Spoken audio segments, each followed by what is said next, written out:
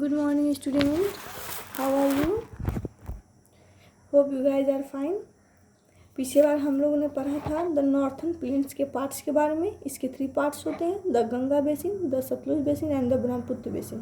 तो the Sutlej basin और the Ganga basin के बारे में तो हम लोग पढ़ चुके हैं. आज हम लोग पढ़ेंगे द ब्रह्मपुत्र बेसिन के बारे में. So let's start.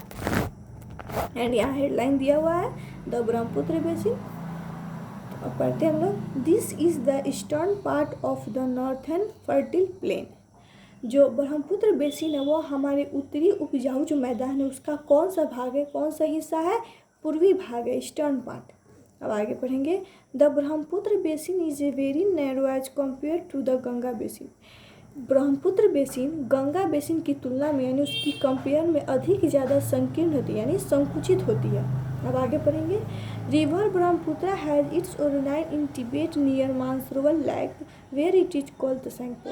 जो हमारा ब्रह्मपुत्र नदी है वो तिब्बत के पास यानी नियर में जो मानसरोवर लेक वहाँ से उत्पन्न होती है, वहाँ से गुजरती है और उस जगह को हम लोग क्या कहते हैं, क्या कहकर बुलाते हैं? द सेंगपो. अब आगे पढ़ेंगे. The Brahmaputra basin runs from west to east above Bhutan in the Himalaya region.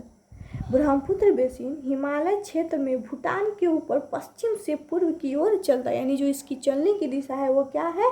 पश्चिम से पूर्व की ओर. अब आगे पढ़ेंगे. Then it is turn north east entering India in the state of Arunachal Pradesh. उसके बाद यह भारत में अरुणाचल प्रदेश जो राज्य है वहाँ इंटर करती है, वहाँ टर्न हो जाती है और उसके चलने यानी उसके मुड़ने की दिशा क्या होती है? नॉर्थ ईस्ट यानी उत्तर पूर्व. आगे पढ़ेंगे.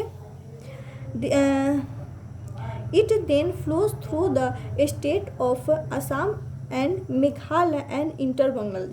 उसके बाद यह असम और मेघालय राज्य के मध्य से बहती है यानी गुजरती है और उसके बाद बांग्लादेश में प्रवेश कर जाती है.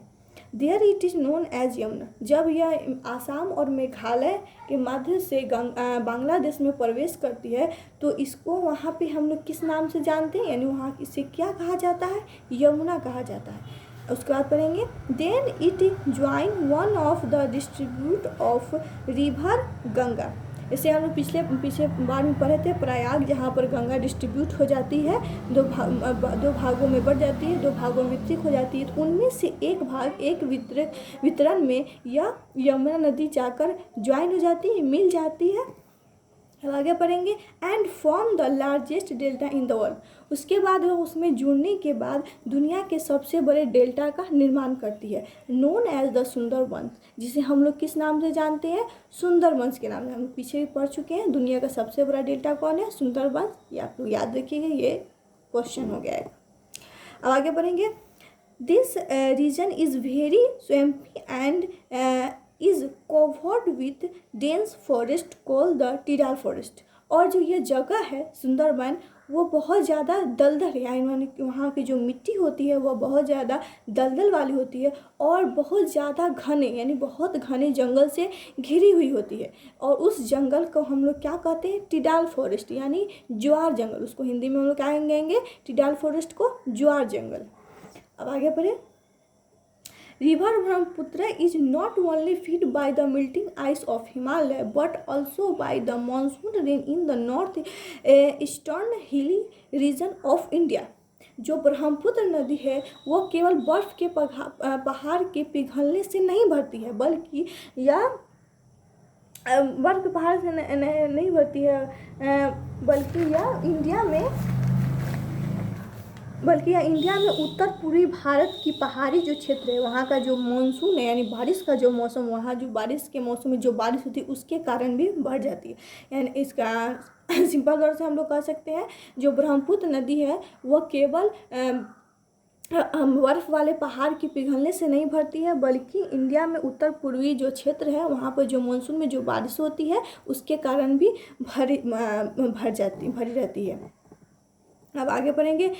As it flows through the mountain and hills.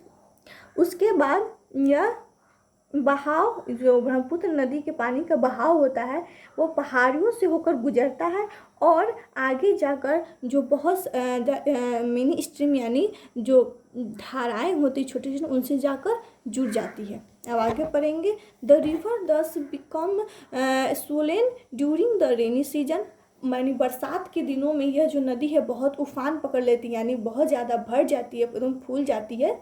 swollen means फूल जाना। Overflow the banks and flow the land, उस जब यह बरसात के दिनों में बहुत ज़्यादा भर जाती है यानी ऊपर जाती है, उसके पानी का भाव हो जाता है या ओवरफ्लो हो जाता है यानी बाहर बांध के ऊपर से बहने लगता है, उसके बाद यह मैदान में घुस जाती है। Causing having damage a life and positions every year, उसके बाद जब यह मैदान में घुस जाती है जिसके कारण हमारी जान माल की बहुत ज़्यादा नुकसान होता है, जैसे कि हम लोग कहते हैं बाढ़ आ जाना, उससे बाढ़ टाइप का बाढ़ जिससे आ जाती है जिसके कारण हमारे बहुत सारा नुकसान होता है। ये क्या होता है? एवरी ईयर यानी हर साल होता है। अब आगे पढ़ेंगे। This region receive very heavy rainfall, वहाँ का जो क्षेत्र है यानी जिस क्षेत्र में ब्रह्मपुत्र नदी बहती है वहाँ का जो क्षेत्र है वहाँ बहुत ज़्यादा बारिश होती है यानी हेवी रेनफॉल होती है, इसी के कारण वहाँ जो नदियाँ हैं फूल जाती है, उनके पानी का बहाव बांध के ऊपर से बनने लगता है और हमारे जान माल की काफ़ी क्षति होती है। अब आगे पढ़ेंगे। Place in the northern plain, यानी उत्तरी मैदान के क्षेत्र, जगह कुछ भी कर सकते हैं हम लोग। अब जगह के बारे में पढ़ेंगे तो इसके तीनों पार्ट की जगह के बारे में पढ़ा है, तो इसके यहाँ 3 पार्ट दिए हुए हैं, the Sutlej basin, the Ganga basin and the Brahmaputra basin. तो सबसे पहले हम स्टार्ट करेंगे द सतलुज बेसिन से।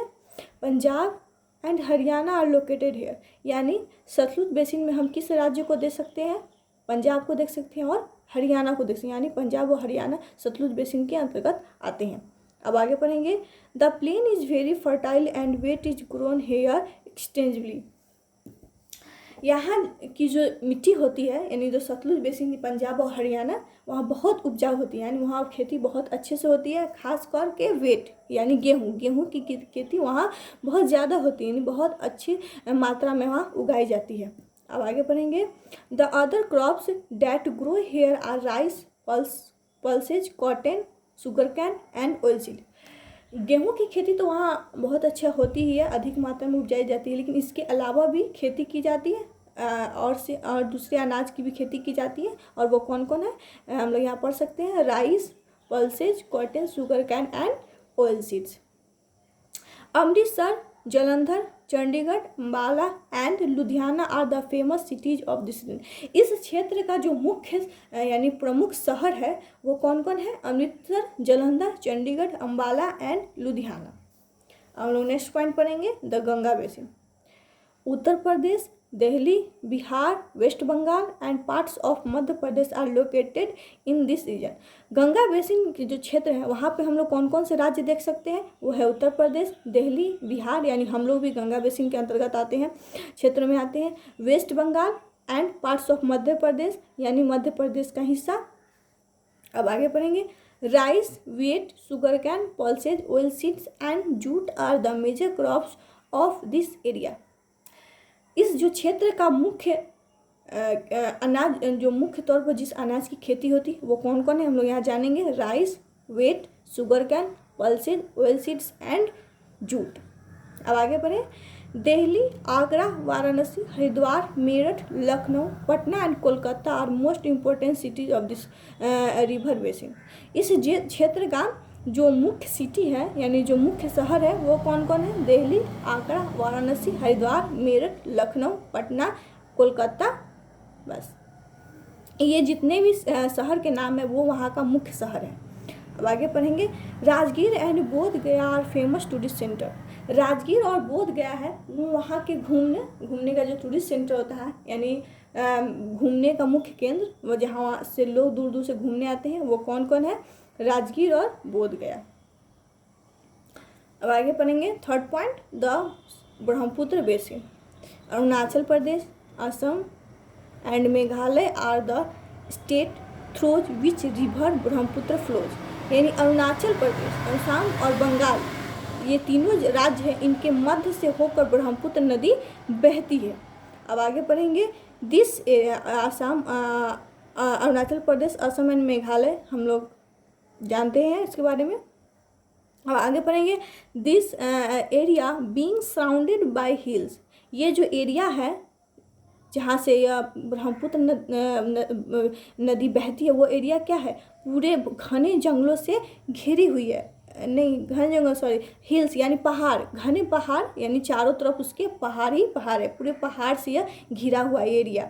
हैज़ लेस पोल्यूशन, और वहाँ की आबादी क्या है, कम है, यानी वहाँ ज़्यादा लोग नहीं रहते हैं। Tea cultivation and terrace farming are dominant in Brahmaputra valley, यहाँ टी कल्टिवेशन यानी कल्टिवेशन में खेती होता है, टी कल्टिवेशन यानी चाय की खेती, और ट्रैक फार्मिंग को हम लोग हिंदी में कहते हैं सीढ़ी नुमा खेती। जो ट्रैक फार्मिंग है और जो चाय की खेती है यहाँ मुख्य तौर पर की जाती है। अब आगे पढ़ेंगे।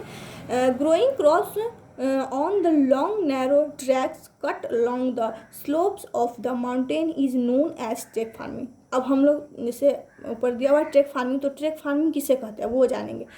पहाड़ के जो स्लोप होता है यानी जो ढलान होता है उसको काट कर सीढ़ी की तरह बनाया जाता है और उसी पर खेती की जाती है, और ऐसे जो सीढ़ी नुमा खेती को हम लोग क्या कहते हैं, ट्रैक फार्मिंग कहते हैं। In this type of farming यानी इस तरह की जो खेती होती है, rain water gets drain but the soil stay moist throughout. जो सीढ़ी नुमा खेती की जाती है यानी पहाड़ को के ढलान को काट कर जो सीढ़ी टाइप का बनाया जाता है उस पर खेती की जाती है, जिसकी वजह से वहाँ का जो पानी होता है बरसात का वो निकल जाता है, लेकिन जो वहाँ की मिट्टी होती है उसमें नमी बनी रहती है, यानी उसमें पानी अभी भी रहता है, वहाँ की मिट्टी जो है नमीदार रहती है। अब आगे पढ़ेंगे। Rice and jute are also grow here, यानी यहाँ टी कल्टीवेशन और ट्रैक फार्मिंग तो की ही जाती है, इसके अलावा यहाँ राइस और जूट की भी खेती की जाती है। अब आगे पढ़ेंगे। Dibrugarh, Digboi, Guwahati and Shillong are the major cities of this region. यहाँ का जो मुख्य शहर है वो कौन कौन है, डिब्रूगढ़, डिगबोई, गुवाहाटी एंड शिलोंग। ये सब हम लोग इस सब के बारे में हम लोग जानते हैं, नाम सुने होंगे। ये सब अरुणाचल प्रदेश एंड मेघालय ऐसे राज्यों में पाए जाते हैं। आज के लिए बस इतना ही, आगे हम लोग फिर नेक्स्ट डे पढ़ेंगे। आप लोग इसे अच्छे से रीडिंग कीजिए और घर पे बैठ के समझिए। Good bye.